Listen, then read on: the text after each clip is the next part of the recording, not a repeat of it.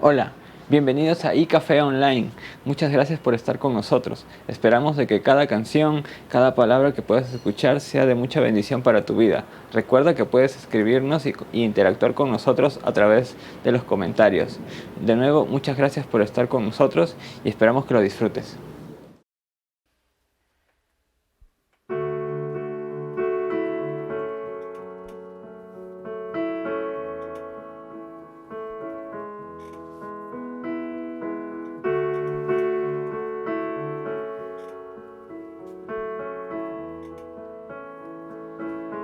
Profundo es el amor de Cristo, más que el infierno y la maldad. Dejó su trono y su gloria para traernos hacia Él.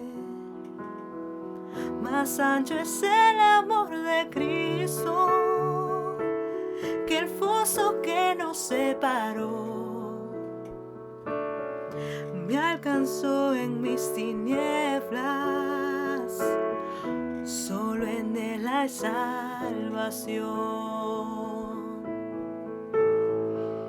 Más profundo que el mar, más allá del cielo está tu amor, me bastará. Más fuerte es el amor de Cristo que mi enemigo más feroz. Me sostiene en la tormenta, las aguas no me cubrirán. Me guiará el amor de Cristo en el más hondo valle aquí. Me pastoreará por siempre y me guarda junto a Él. Más profundo que el mar, más allá del cielo está tu amor, me bastará. Más fuerte que la tempestad, venció el pecado y la maldad. Tu amor me bastará.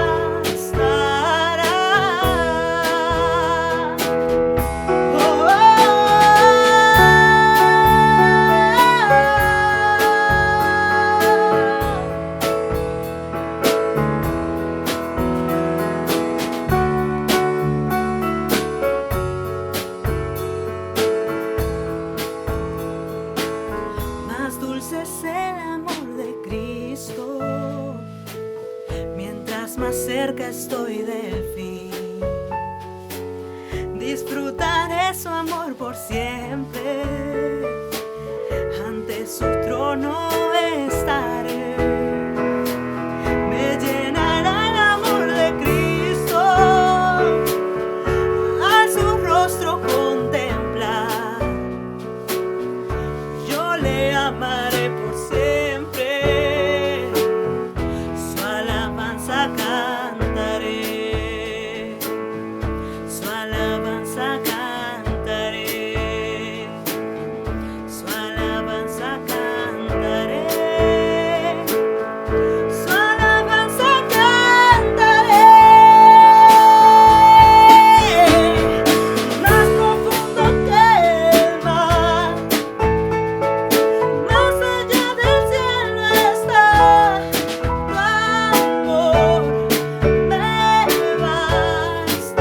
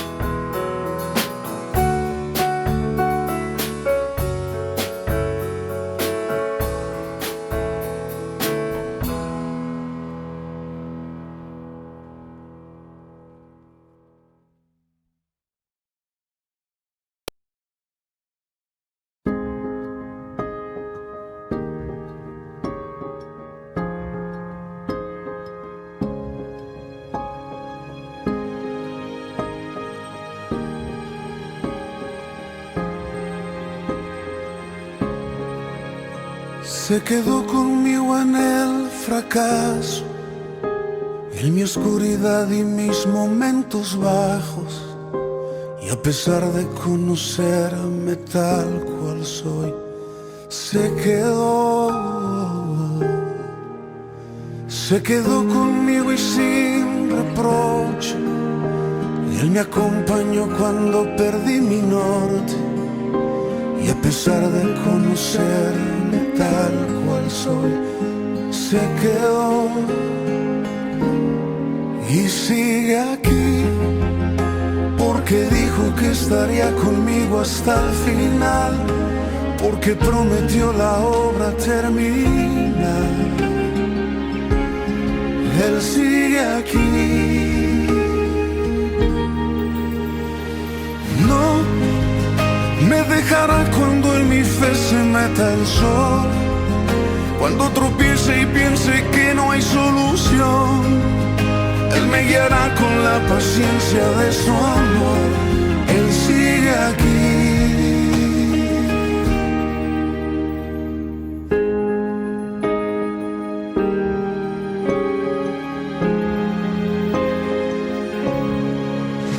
Se quedó conmigo en el ocaso, en la oscuridad que me desvió los pasos. Y a pesar de conocerme tal cual soy, se quedó conmigo y fue paciente. Y me levantó cuando bajé mi frente. Y a pesar de conocerme tal cual soy, se quedó y sigue aquí, porque dijo que estaría conmigo hasta el final, porque prometió la obra terminar. Él sigue aquí. No me dejará cuando en mi fe se meta el sol, cuando tropiece y piense que no hay solución. Él me guiará con la paciencia de su amor. Él sigue aquí. No me dejará cuando en mi fe se meta el sol, cuando tropiece y piense que no hay solución.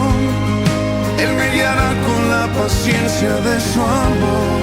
Él sigue aquí. Aunque a veces dudo y retrocedo, aunque a veces pienso que no puedo, Él sigue aquí. Él sigue aquí.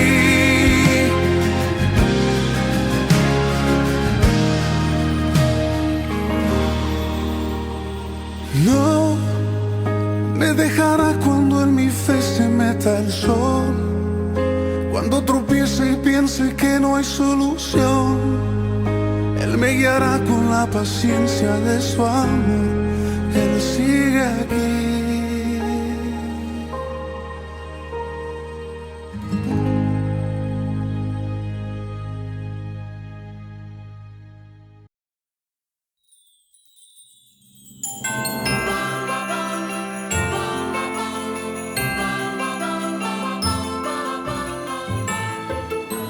Una vez más, buenos días, qué bueno estar juntos aquí, reunidos en este tiempo, aquí como cada domingo en esta reunión y café. Bienvenidos a los que nos están siguiendo a través de nuestras redes sociales, nuestro canal de YouTube. Bienvenidos y también a los que están escuchando este podcast y café Iglesia, el podcast. Así que gracias y por supuesto a todos los que están aquí en el Teatro Mochagraña en Barranco, donde cada semana nos reunimos. Y café significa imaginación, cultura, arte y fe. Buscamos crear espacios de encuentro entre el mundo del arte, la cultura y la fe. Y parte de eso son nuestras reuniones de cada domingo donde compartimos lo que es el camino de Jesús. Y estamos iniciando la temporada navideña. A estas alturas del año, y siendo aún noviembre, ya es evidente que muchos decidieron empezar la temporada navideña incluso antes que nosotros. Ya hay muchas casas, calles decoradas, muchas. Por donde yo vivo, El viernes pasado no tuvimos porque yo no fui, pero pasé por ahí y lo vi. Hubo una fiesta que le llamaron la fiesta del encendido del árbol, en un centro comercial por mi casa, y ahí estaban los hermanos Yaipen, ¿no? Llegaron con su bus y sonaba varias cuadras, ¿no? Y claro, los comercios son los que han empezado una fuerte campaña de marketing para que esta Navidad sea la mejor de todas. La mejor de todas para ellos, pues, ¿no? En términos de ventas.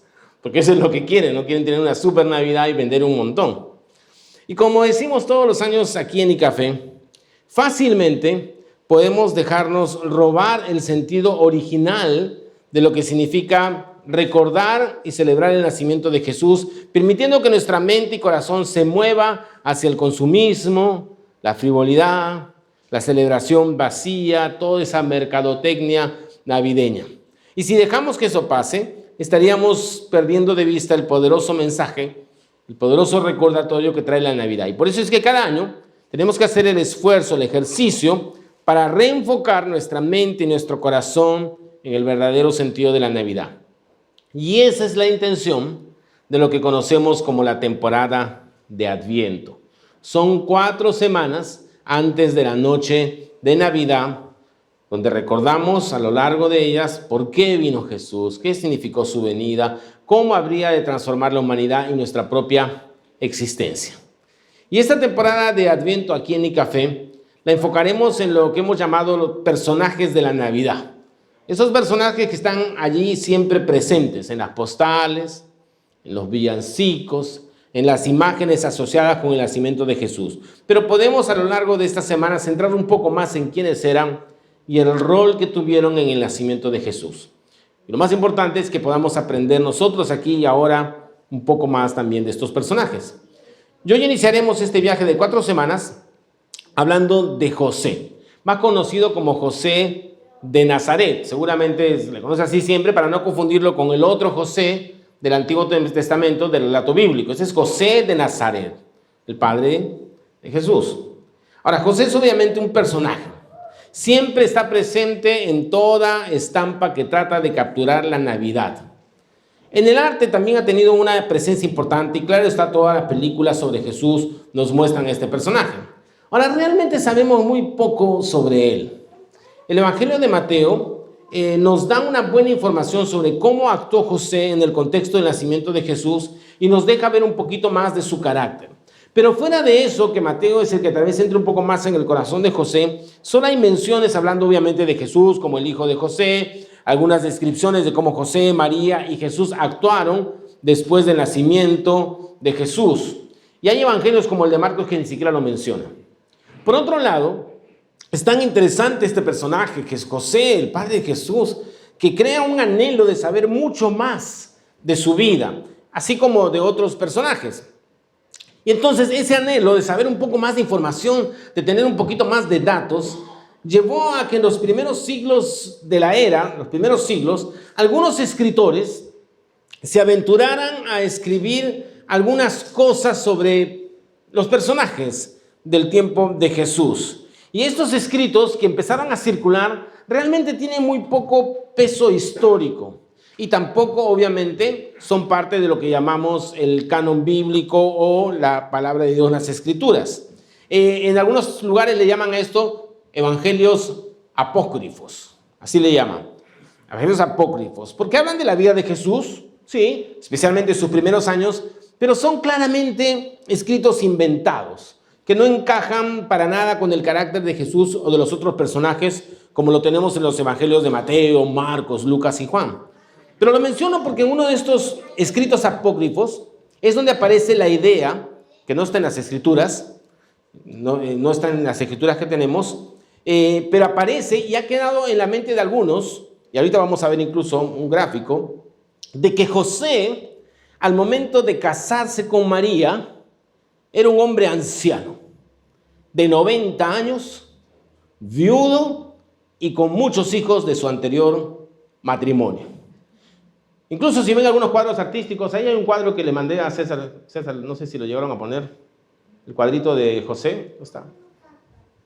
Ahí está, miren este cuadrito. Este es un cuadro conocido, no me acuerdo ahorita el autor, lo tenía ahí, pero se me fue el apunte. pero es un cuadro típico que encontramos en muchos de los artistas de la época. Y ya de cuenta, pues parece que está con su abuelito, ¿no? Entonces no es el abuelito de Jesús, es José. Así lo ponen muchos artistas. ¿Por qué? Porque estos escritos empezaron a circular. Decían, no, José era un hombre muy mayor. Y se ven muchos de esos cuadros que lo retratan así. Y una de las explicaciones de esta forma de querer verlo es José anciano. Y es una manera de explicar que cuando luego aparecen los hermanos y las hermanas de Jesús en los evangelios, dicen, no, estos eran los hijos de José, que tuvo muchos años antes, no eran de José y María.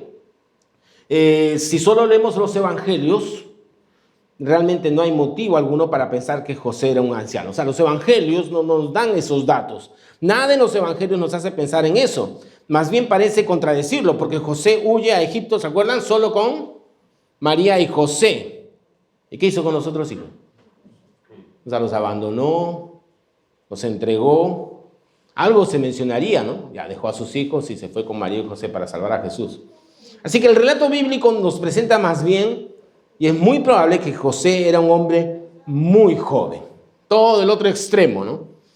Que ya había empezado a ser instruido por su padre en el oficio que él tenía y que le haría ganarse la vida y sostener una familia, porque eso es lo que marcaba el que un joven pudiera casarse. Cuando recibía el oficio del padre y con aprendiendo el oficio del padre ya tenía la capacidad para poder sostener su hogar. Entonces decía, caramba, este joven ya se puede casar. Y eso empezaba a edad muy temprana. 16, 15 años, ya estaban empezando a aprender el oficio del padre. Justamente, mucho más adelante, en Mateo 13, el Evangelio de Mateo se nos revela el oficio de José, que ustedes ya lo saben. Miren lo que dice Mateo 13, 55, 56. Aquí es un pasaje donde se están burlando de Jesús, que está predicando, adivinen dónde, en Nazaret, donde era la ciudad donde ellos vivían. Y se burlaban, diciendo de Jesús, no es más que el hijo del carpintero. Y conocemos a María, su madre, y a sus hermanos, Santiago, José, Simón y Judas. Todas sus hermanas viven aquí mismo entre nosotros. ¿Dónde aprendió todas esas cosas? Y se burlaban así porque Jesús era el hijo del carpintero y vivía allí, conocían a sus hermanos, sus hermanas. ¿Y de dónde aprendió todas esas cosas? Porque Jesús hablaba y enseñaba con autoridad. Eso ocurrió en Nazaret, donde Jesús y su familia vivían. Eran conocidos por todos y vemos que José era carpintero. Ahora, los carpinteros de esa época se dedicaban a preparar puertas, muebles, utensilios para el hogar, pero también utensilios para la granja y el trabajo, como arados, yugos. Interesante. Posiblemente esto ayudó a Jesús a decir, llevad mi yugo, ligera es mi carga. Conocía estas cosas. La palabra que se usaba para carpintero es tectón. Los carpinteros no hacían casas en esa época, pues al igual que, por ejemplo, aquí en Perú, las casas en esa época eran de ladrillo y piedra.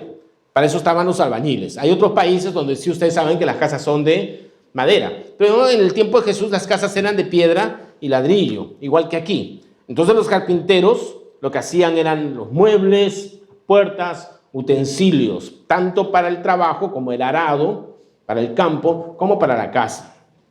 Habían otros carpinteros que eran de mayor rango, grandes trabajos, grandes lugares con muchos empleados, encargados de diseños más sofisticados.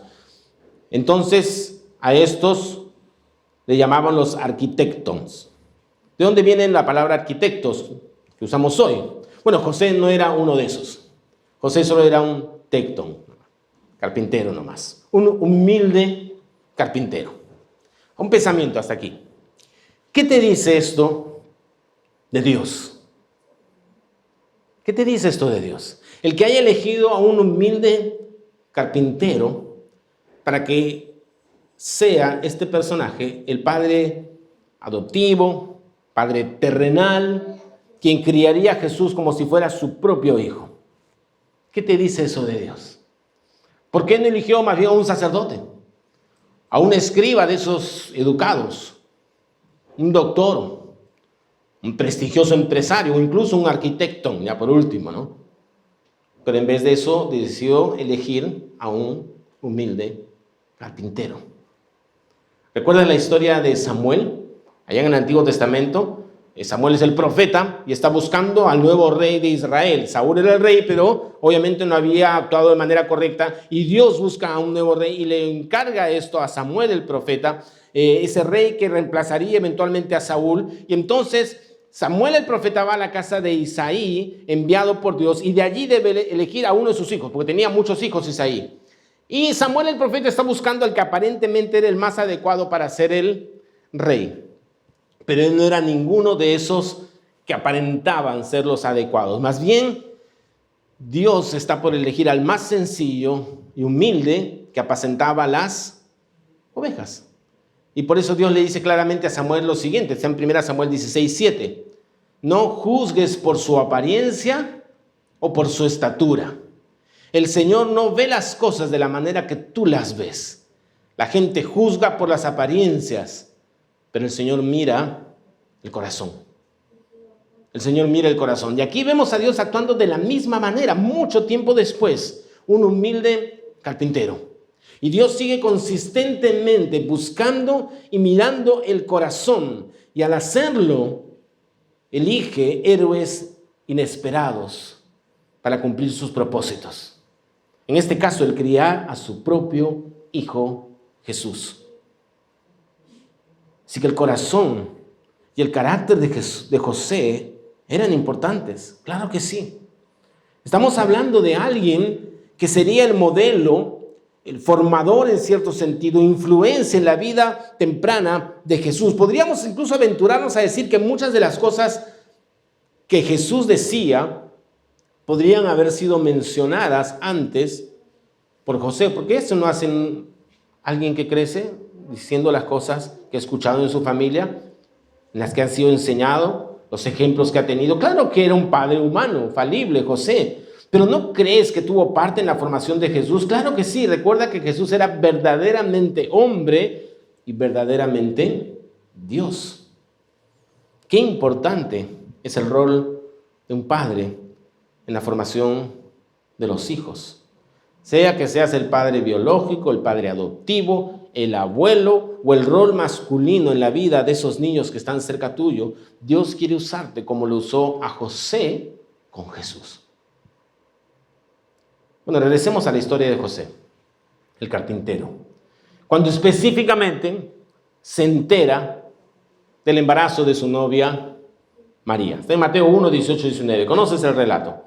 Dice, este es el relato de cómo nació Jesús el Mesías. Su madre María estaba comprometida para casarse con José. Pero antes de que la boda se realizara, mientras todavía era virgen, quedó embarazada mediante el poder del Espíritu Santo. José, su prometido, era un hombre justo y no quiso avergonzarla en público. Por lo tanto, decidió romper el compromiso en privado.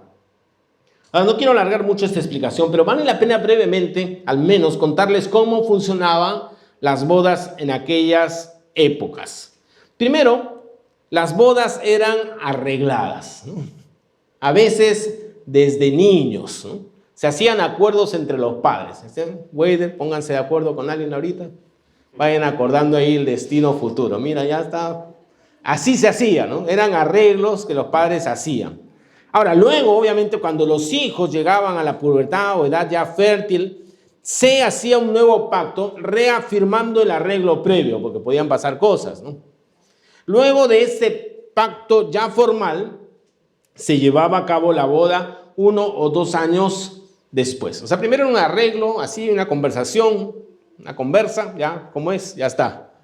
Pero ya cuando llegaba la edad de casarse, que era la pubertad, se casaban muy jóvenes, se llegaba a un acuerdo ya formal, un compromiso.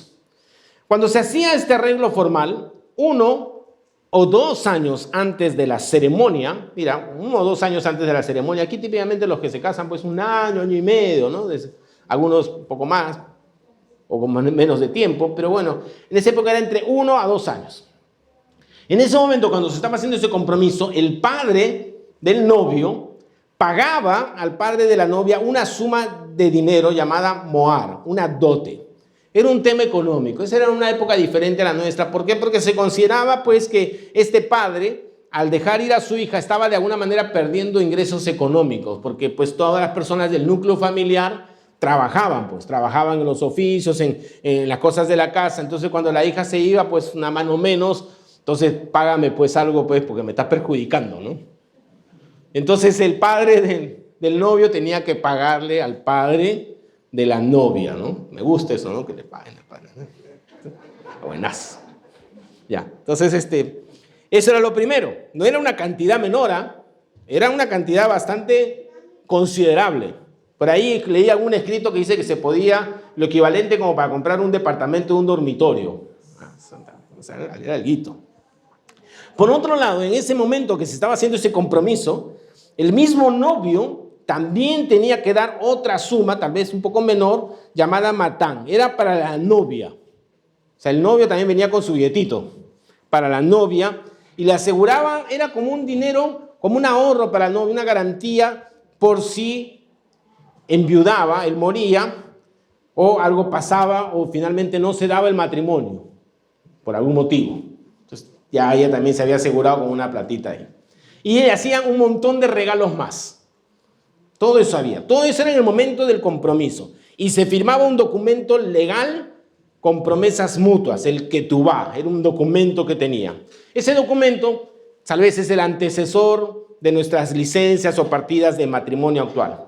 O sea, en ese momento que firmaban el compromiso, estamos hablando 1 o 2 años antes de la ceremonia, ya eran esposos, pero no podían vivir juntos hasta la ceremonia. Cada uno seguía en su casita, ya se firmaron los pactos, ya se dio el dinero, todo está asegurado. Esperemos que pase el tiempo de acá a 1 año, año y medio, 2 años, se hará la ceremonia y ya se van a vivir juntos.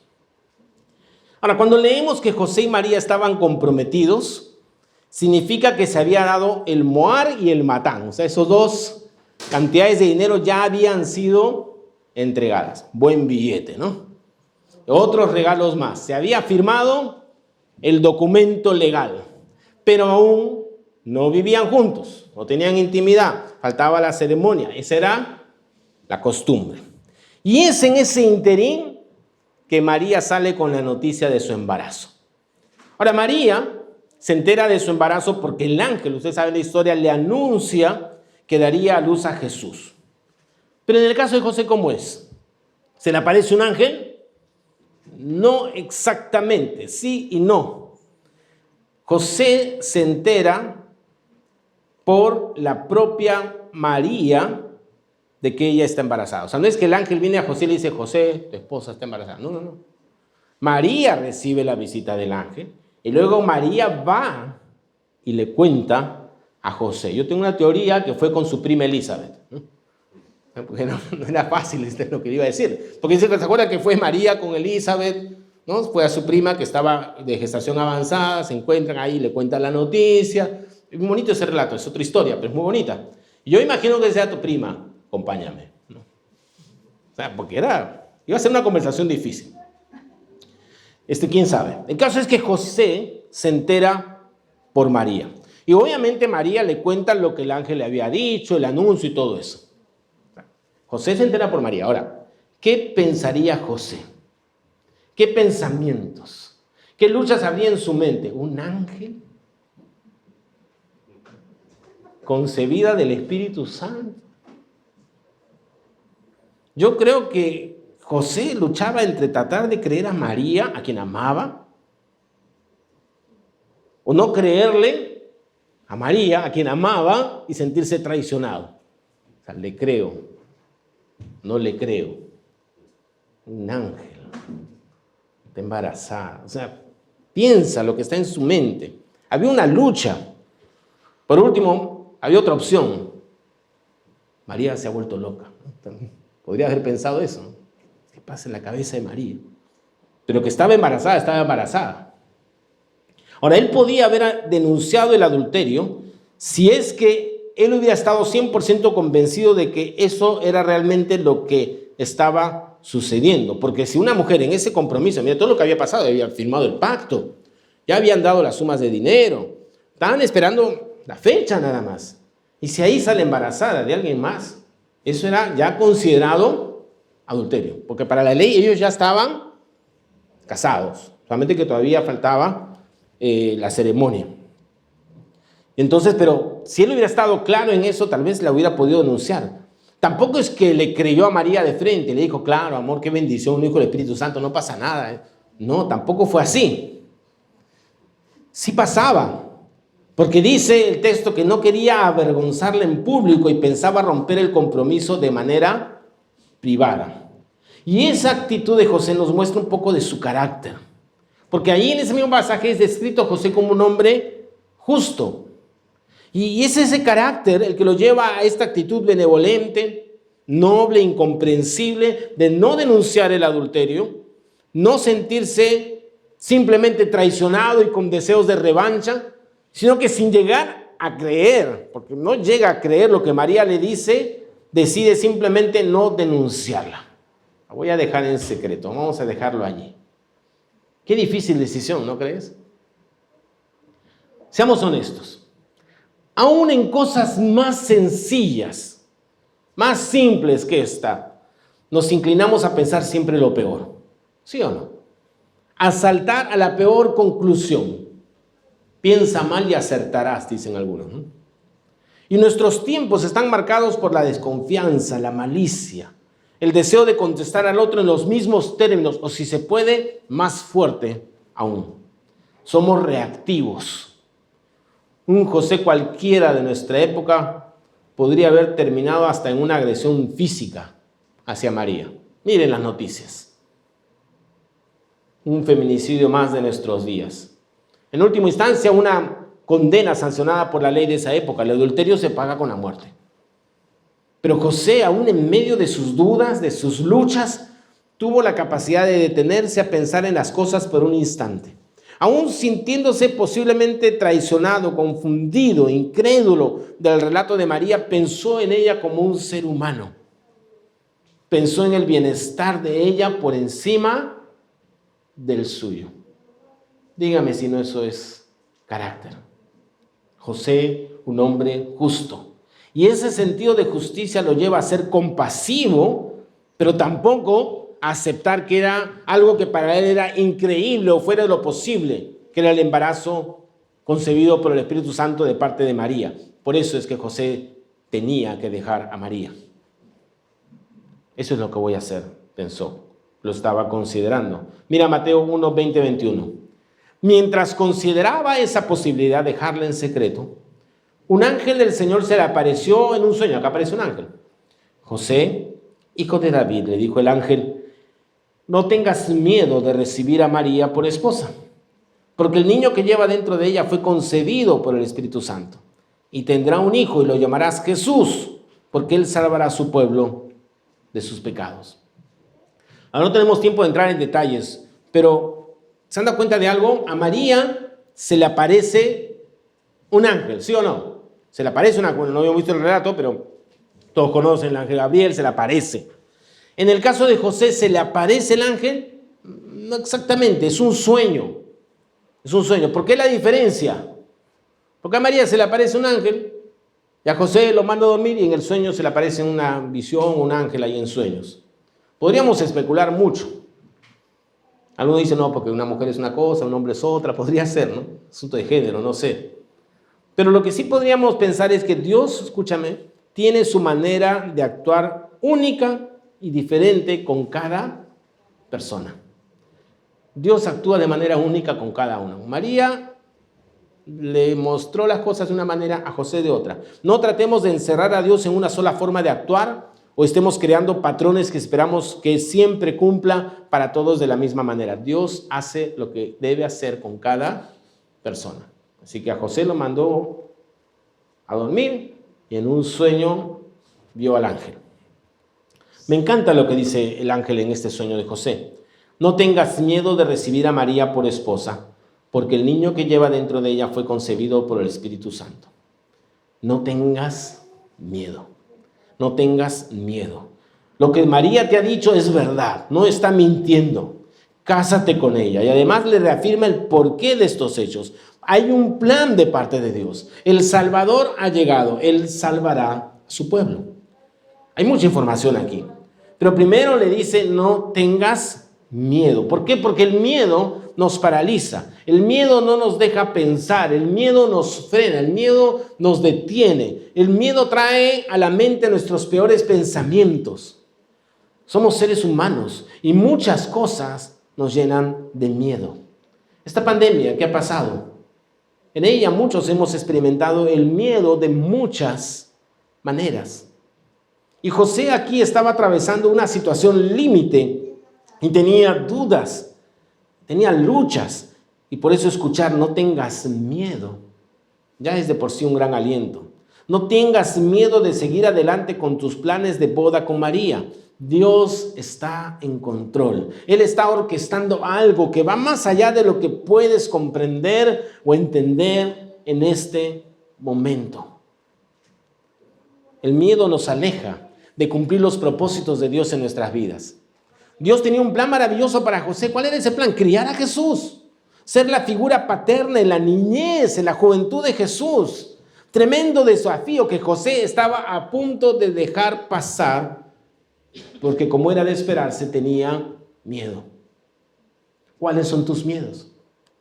¿Cuáles son esos temores que te alejan de cumplir aquello que Dios te está llamando en tu vida?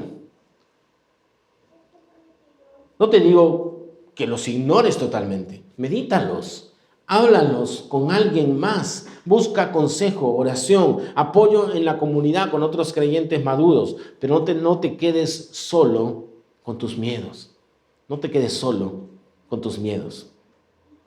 Y no deja de maravillarme cómo Dios usa a personas normales, llenos de miedos y temores para cumplir planes maravillosos, planes con un alcance eterno. Estamos hablando del Salvador de la humanidad, el Mesías, el prometido a las naciones, aquel que viene a restaurar la comunión perdida con Dios. El plan de Dios está en marcha y usa a personas de carne y hueso para llevarlos a cabo.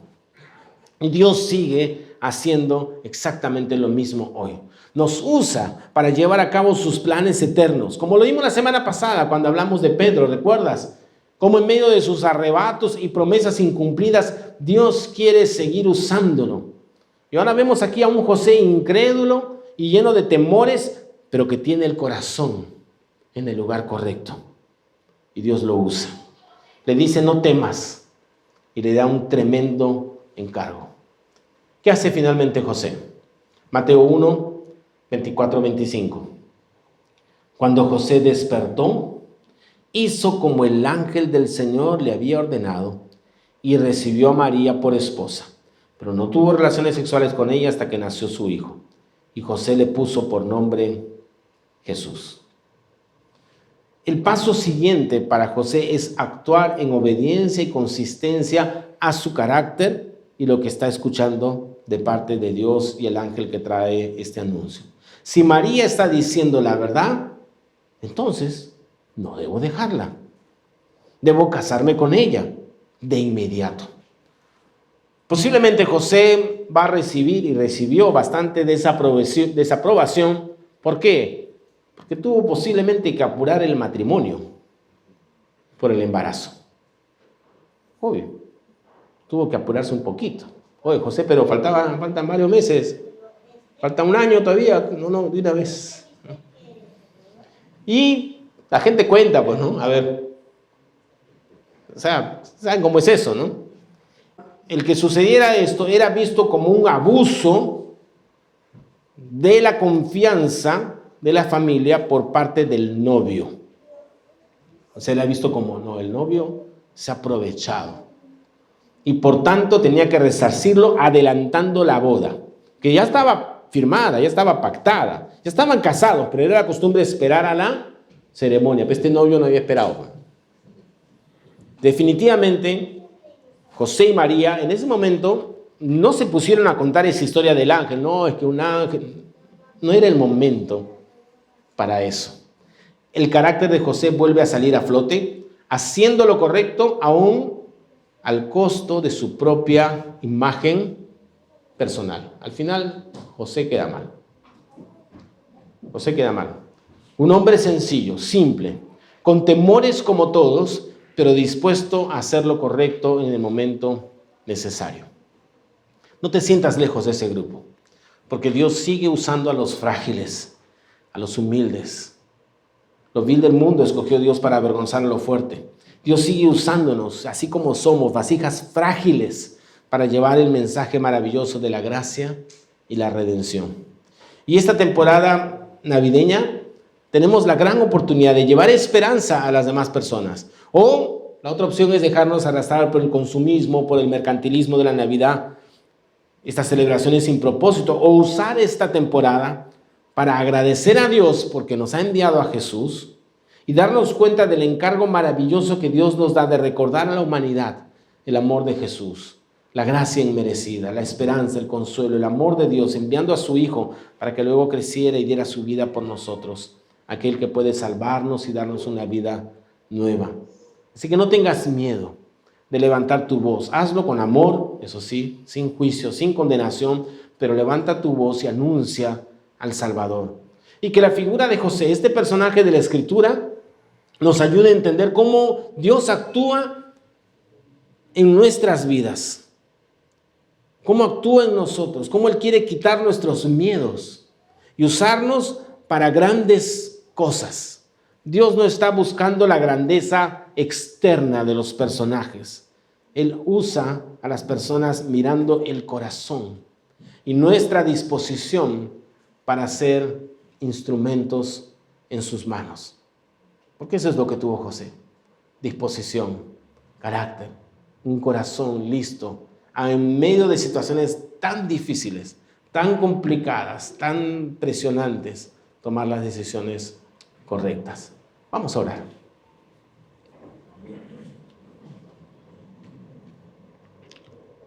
Señor, te damos gracias por este relato de José, un hombre que inspira por la manera en que actuó en un tiempo tan especial, cuando tú estabas orquestando todo para enviarnos a Jesús, el Salvador, aquel que daría esperanza a nuestra vida. Vemos a este hombre haciendo lo correcto, confundido en un primer momento, con miedos, con temores, pero que tenía el corazón sintonizado contigo y pudo actuar de la manera correcta y lo usaste, Señor.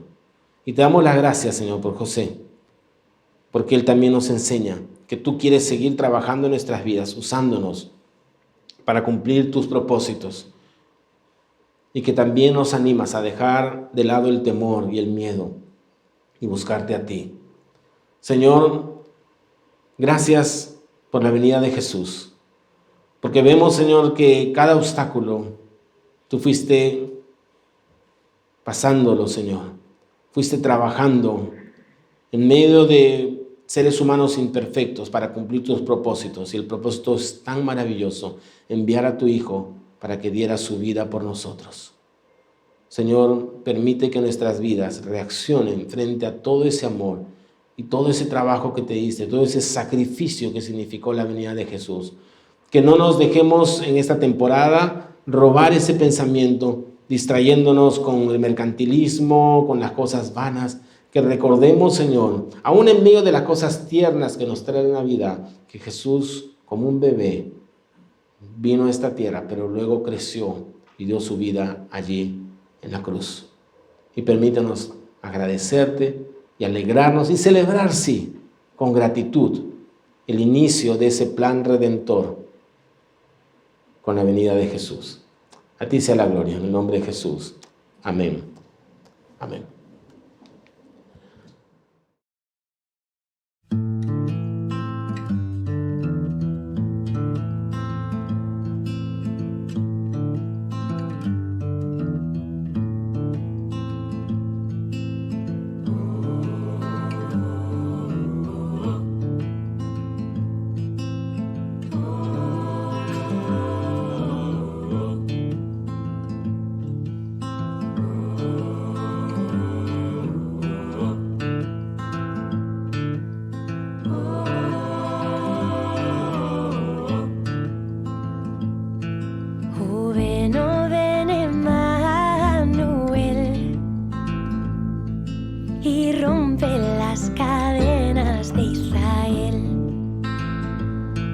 Despierta, espera el día que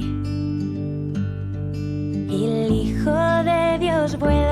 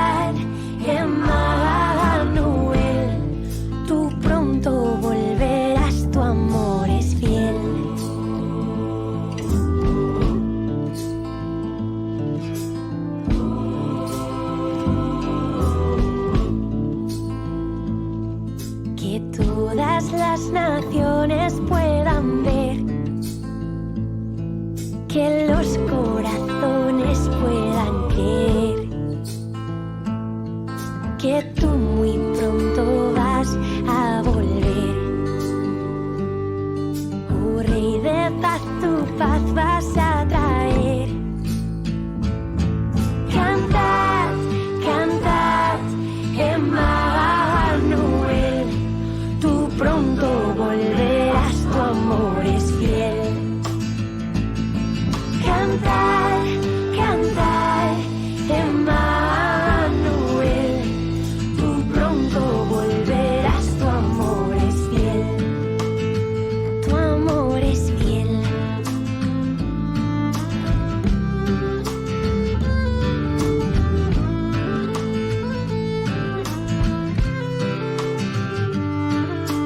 De tu gozo llena hoy nuestro corazón.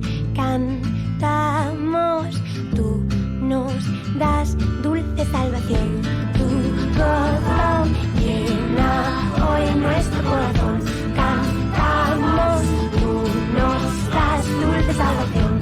Tu gozo llena hoy nuestro corazón. Cantamos, tú nos das dulce salvación.